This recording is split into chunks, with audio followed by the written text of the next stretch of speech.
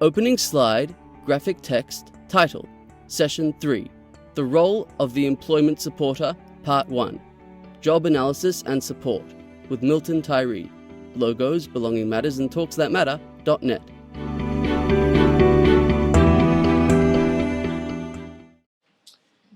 So you always start with discovery.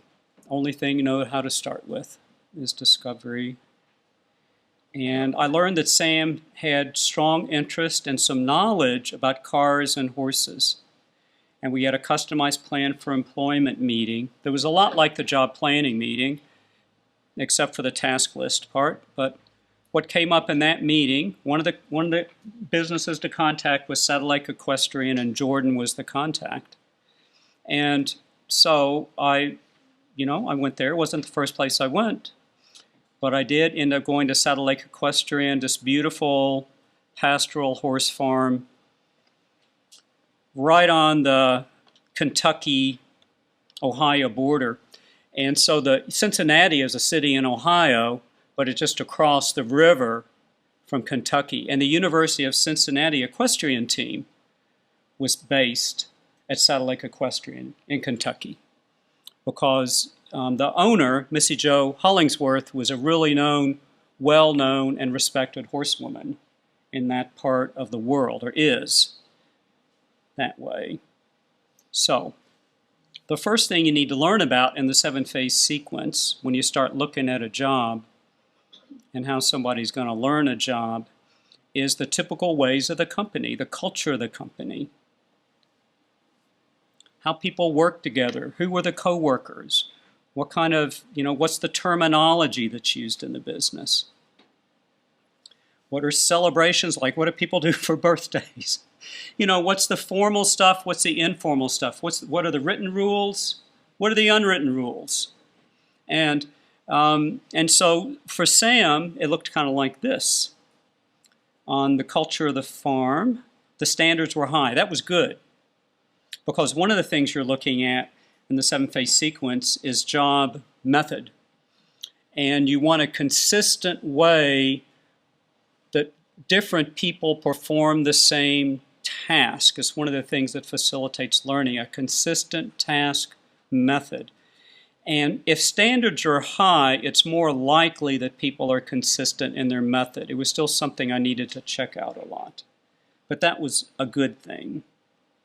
There was no downtime, and that was a good thing, because it was good for Sam to stay busy all the time, and he's a real high-energy guy. He had that in common with Tim. I mean, both of these are kind of men on the move. One of the things about the culture of the company I really liked was everybody did everything. Nobody was too good to clean a stall. They had 2 barns, one of their horses, one of horses that were boarded. And if a stall needed cleaned and there wasn't a stall cleaner around, Missy Jo would clean the stall. One of the trainers from the University of Cincinnati would clean the stall. I liked that. I thought it wasn't like, well, that's not my job. You lowly person, come do it, Turnover was relatively low, except for stall cleaners, but I even saw stall cleaners come and go. People seemed to come back to Saddle Lake because it was a better place to work than other horse farms. This was a big problem because one of the things I really wanted for Sam was consistency in supervision and the right supervisor. And part of the nature of their work was being on the road all of the time, and that was a no-go for me unless we could figure it out. Changing supervisors would be a no-go. And work that used his experience and interest in horses, that looked good. There was moving, active physical work we identified, tasks where they were done or not done, and people taking a personal interest in his success. That all looked really good. And so I needed to negotiate the supervisors on the road part. And we did. He had to start a little bit later in summer for us, hot summer for us, July. And so he started in July, even though I did this initial work a little bit earlier. And because there was the person who we had determined would be the best supervisor for Sam would have 6 weeks, 6 consecutive weeks. And that was a compromise that I thought and that Sam agreed to. Well, Sam didn't think it was that important, let's be honest. I'm the one who thought it was important. All right. Okay, natural means. So how do people typically learn how to become employees? So this deals with things like you ask about what does new employee orientation look like? And so Roxanne did new employee orientation. Well, it's important for Sam to do that. Does everybody meet together? A whole bunch of people? Do you do it individually? And they said, it depends how many people are getting hired. So Sam was the only person getting hired at that time, and so they did an individual review of new employee orientation. Now, Sam doesn't read a lot, so, Roxanne talked all this through with him. It's like, what do you do if there's a fire? What do you do if there's an emergency? And, important stuff to know. And the big part of the means is how do people typically learn their jobs? And that very often is a skilled mentor. Like Kez is teaching some new people their jobs. Somebody experienced in the work teaches new people how to do it. And so that's how it was at Saddle Lake.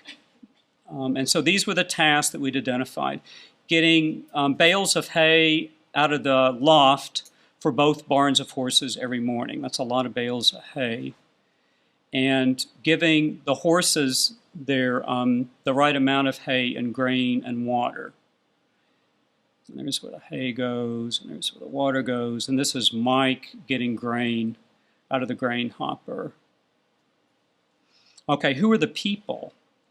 So the most important role, kind of like Robert was teaching Tim, the most important part was, for me, was who was going to teach all of this stuff. So I talked to Missy Joe and I said, this horse farm looks a lot like human service agencies. It's mostly women. And I think Sam would learn better from a man. Do you have any young men who would be especially mature who would teach these tasks, who typically would teach? And she said, yes. His name's Mike. And he was fabulous. And he was Sam's age at the time, 20 years old. He'd worked there for 3 years. He was a feeder. And this guy was a natural teacher. Now, I know nothing about horses. I know the difference between a horse and a cow. And I knew nothing about the terminology. And so I told him that. I said, now, Sam is going to know what you're explaining, but I don't know. But I want you to teach me how you would teach Sam.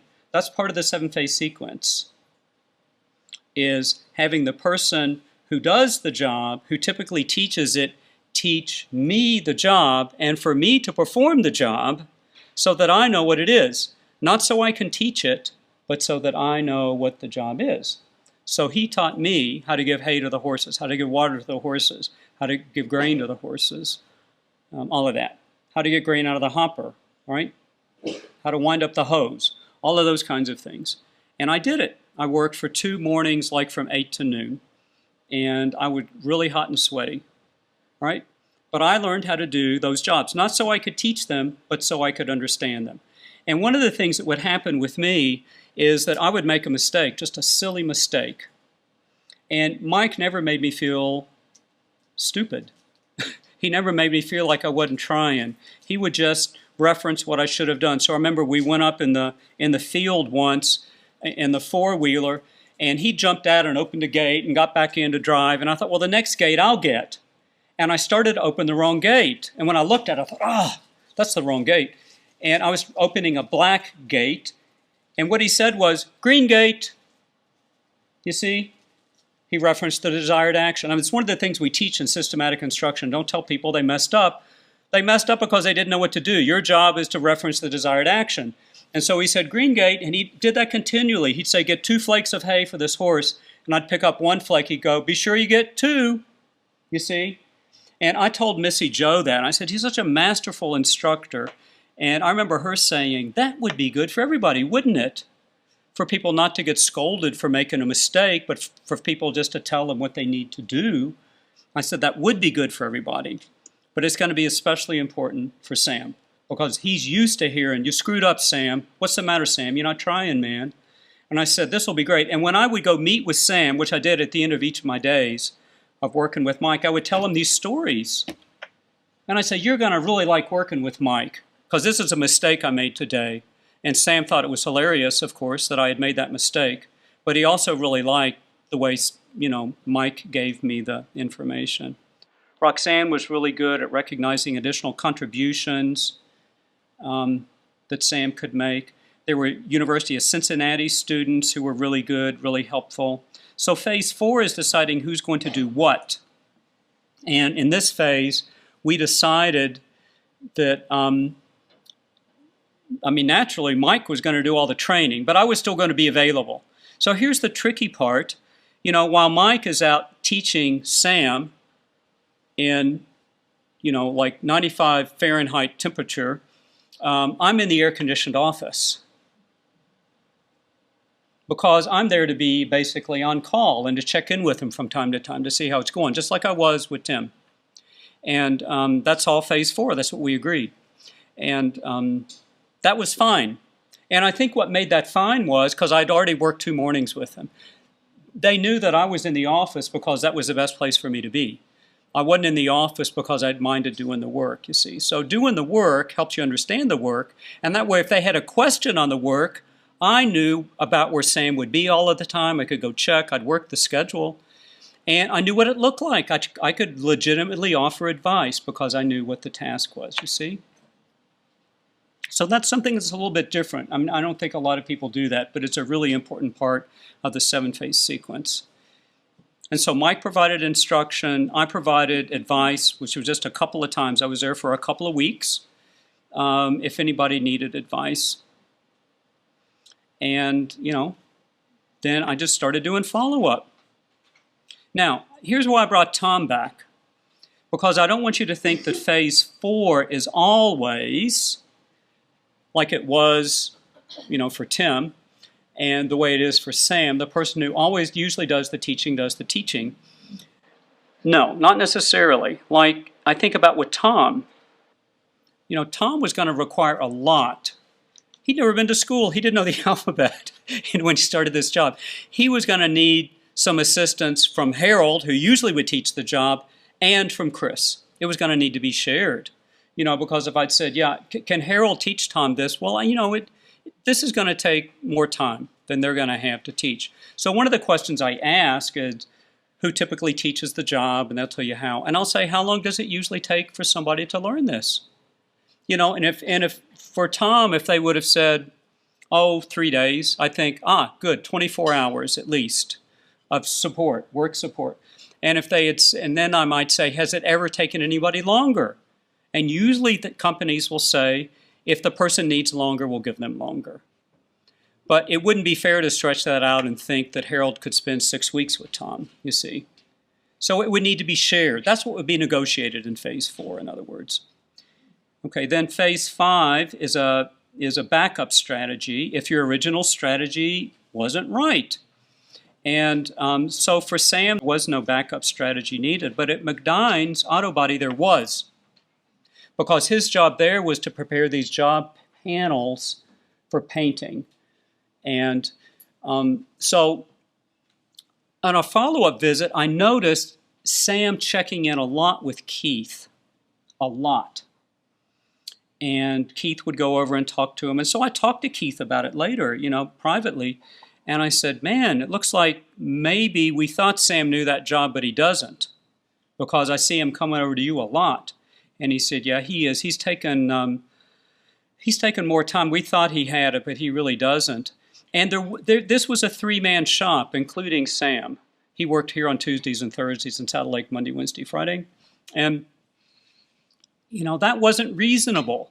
I mean, the one guy, Keith was primarily the painter, and Lowell was the body guy. And it wouldn't be reasonable to say, well, can't you work with him a little bit harder? So what we did was, there wasn't anybody else to ask. So I said, well, how about if I come in? I know the task, because they had shown me how to do the task too. And I do know a thing or two about cars. I didn't feel quite so inadequate there.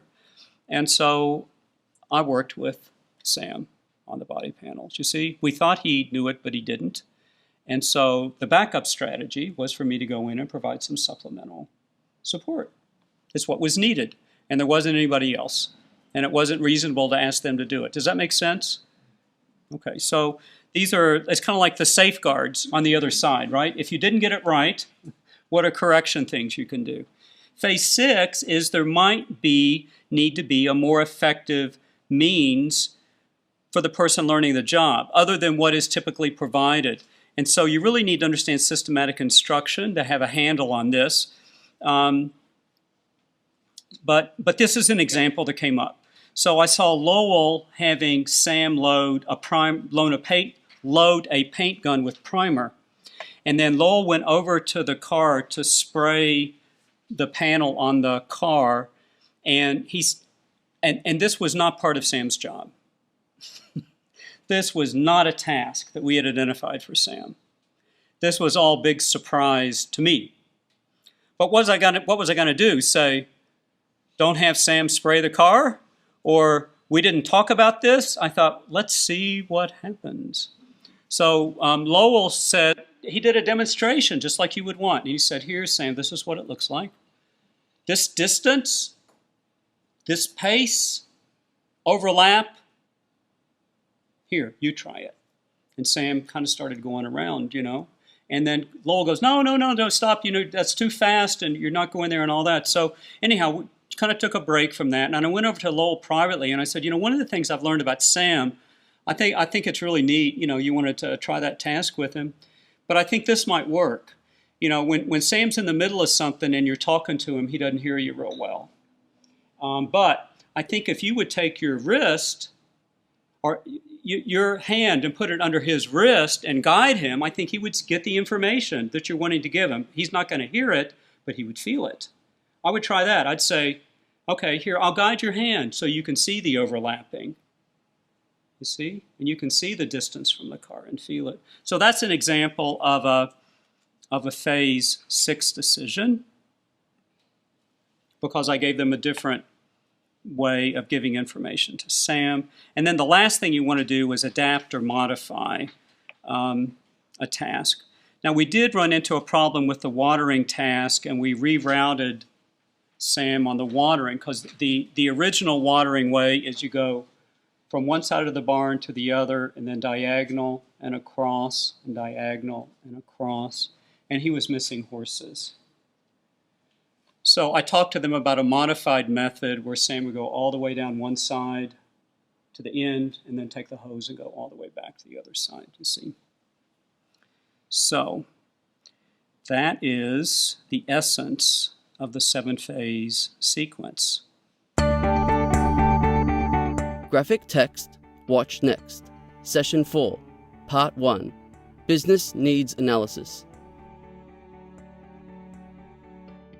Closing slide, graphic text. With thanks to Milton Tyree, Mark Golden Associates, www.markgold.com, livestream, www.beinteractive.com.au. This video was made possible with the support of an Information and Capacity Building grant through the Department of Social Services, produced by Belonging Matters.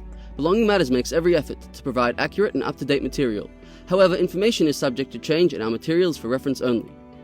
This video was filmed on the land of the Wurundjeri Wurrung people of the Kulin Nation. Logos, Belonging Matters, and TalksThatMatter.net.